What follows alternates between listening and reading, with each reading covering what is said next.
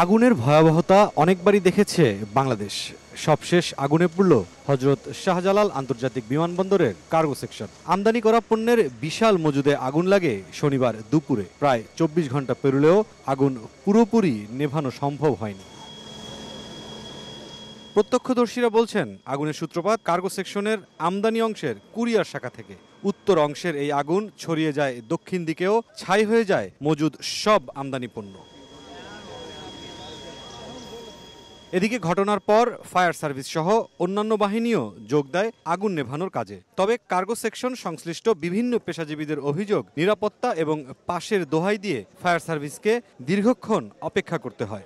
এই মুহূর্তে কি অনুমতিটা দরকার? আমার হাজার হাজার কোটি সম্পদ ফিরে যাচ্ছে গা।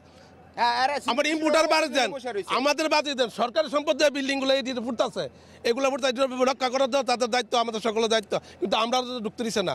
আগুন লাগলে অনুমোদনের কি আছে ভাই? এমনি দেওয়া যায়। আর এই জায়গার যে দুরবস্থা কুরিয়ার ভিতরে, এটা যদি আপনারা সুস্থ ভালো থাকতে আসতেন তাহলে দেখতেন আপনার জায়গার কি অবস্থা। একটা লোক সুস্থ লোক যাইতে পারবো না ভাই।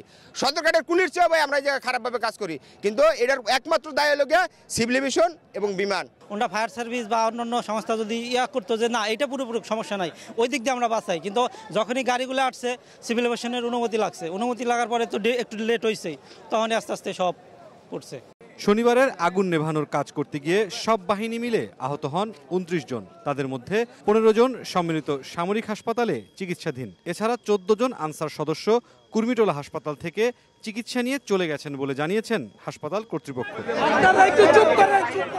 এদিকে ঘটনাস্থল পরিদর্শন করে বেসামরিক বিমান পরিবহন উপদেষ্টা জানান, সব অভিযোগ আমলে নিয়ে তদন্ত করা হচ্ছে, নেওয়া হচ্ছে গোয়েন্দা সংস্থার সহায়তা। ধরনের অভিযোগ এসছে, এটা আমলে নিয়ে আজকে যে আন্তঃমন্ত্রণালয়ের সভা হবে কিছুক্ষণ পরে, এখানে সকল বিষয় শুধু আমাদের না, অন্যান্য মন্ত্রণালয় এবং গোয়েন্দা সংস্থার তথ্য বিশ্লেষণ করে আমাদের প্রয়োজনীয় সিদ্ধান্ত আমরা। ভয়াবহ আগুনে কার্গো সেকশনের আমদানি অংশ পুড়ে গেলেও রক্ষা পেয়েছে রপ্তানি অবকাঠামো। মুরসালিন হক জুনায়েদ, সময় সংবাদ, ঢাকা।